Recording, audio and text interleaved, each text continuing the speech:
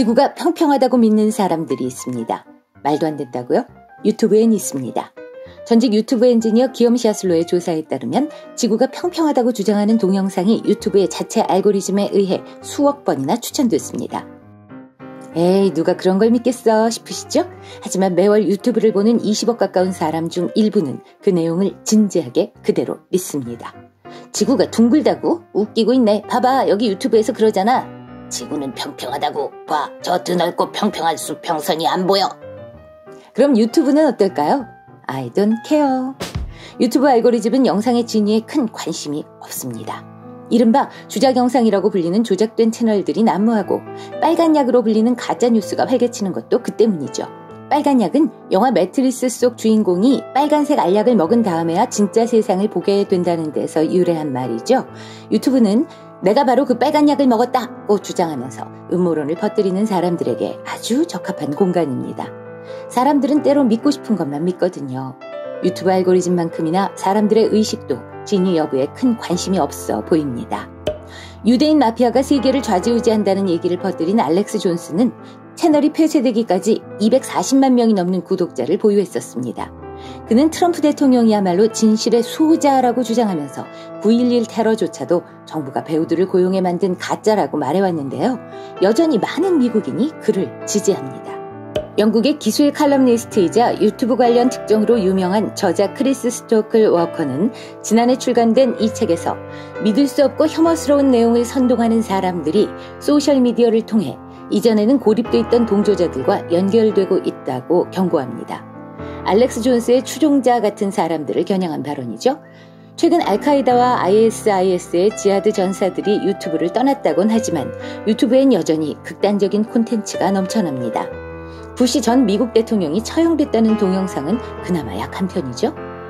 얼마 전 한 친구가 페이스북 얘기를 들려주더군요.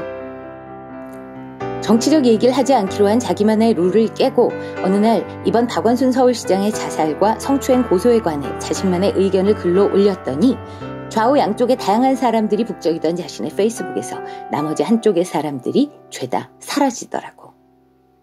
사람들은 그렇게 끼리끼리 SNS상에서 뭉쳐다니며 봐봐, 온 세상이 A를 욕하잖아. 온 세상이 말하고 있어. 틀린 건 B라고. 이렇게 우물한 개구리가 되어갑니다. 이 넓은 세상에서 전 세계가 동시에 하나가 될 수 있는 이 놀라운 환경 속에서 이 어이없는 편가르기라니, 씁쓸하니 몰려옵니다.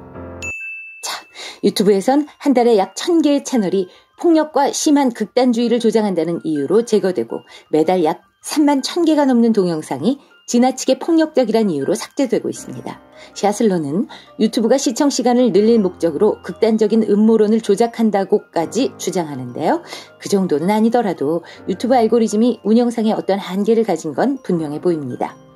2017년 펩시, 월마트, 존슨앤존슨 등 다국적 기업들이 테러리스트들의 잔인한 영상을 여과 없이 내보낸 유튜브에 광고를 보이콧한 적이 있었는데요. 2019년 초에도 또 한 번 대참사가 일어났습니다.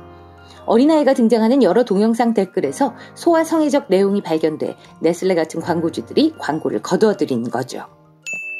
유튜브는 2005년 이민자 출신의 25살 청년 자베드 카림이 동물원 코끼리 우리 앞에서 코끼리 코가 참 길다? 라는 의미 없는 멘트를 날리며 엉성한 19초짜리 동영상 하나를 찍어 유튜브닷컴이란 사이트에 올리면서 탄생했습니다. 이듬해 구글이 16억 5천만 달러에 이걸 매입했죠. 오늘날 유튜브의 가치는 어림잡아도 1,400억 달러. 한화 167조입니다. 와, 동그라미가 대체 몇 개죠? 지난 5년 동안 유튜브 시청 시간도 하루 1억 시간에서 무려 10억 시간으로 엄청나게 치솟았습니다. 전 세계 인터넷 사용자의 약 70%가 이용하는 사람들이 가장 많이 보는 동영상 서비스가 바로 유튜브입니다. 날마다 새로 올라오는 동영상만 약 57만 6천 시간, 날짜로 계산하면 2만 4천일, 횟수로는 65년 9개월.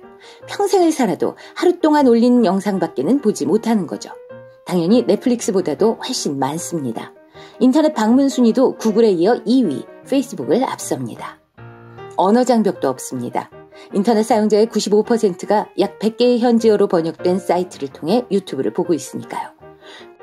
구글은 약 90개국에 광고 수입에 대한 수익금을 보내고 있습니다. 저자는 유튜브를 영상과 음향 콘텐츠의 만화경이라고 부릅니다. 이제 유튜브 없는 세상은 상상도 할 수 없죠. 어린아이들이 가장 선망하는 직업이 유튜버가 된 지도 오래. 세상에서 가장 쉽고도 어려운 직업 유튜버. 너 자신을 말하라고 외치는 유튜브. 그 만화경 속에서 정신없이 헤엄치고 있는 수십억의 사람들. 구글의 알고리즘은 이들에게 축복일까요? 저주일까요? 이 책은 한 회사의 알고리즘이 어떻게 전 세계에 영향력을 행사하고 있는지, 학교를 갓 나온 소년 소녀들이 어떻게 기업가보다도 더 많은 돈을 벌 수 있는지에 대해서도 소상히 밝히고 있습니다. 소설보다 더 흥미진진하며 한편 한편이 최고의 휴먼 드라마인 이 책 유튜버들. 놀랍고 활발하고 시끄럽고 기묘한 인기가 하늘을 찌르는 유튜브 세상을 이 책을 통해서 만나보셔도 좋을 것 같네요.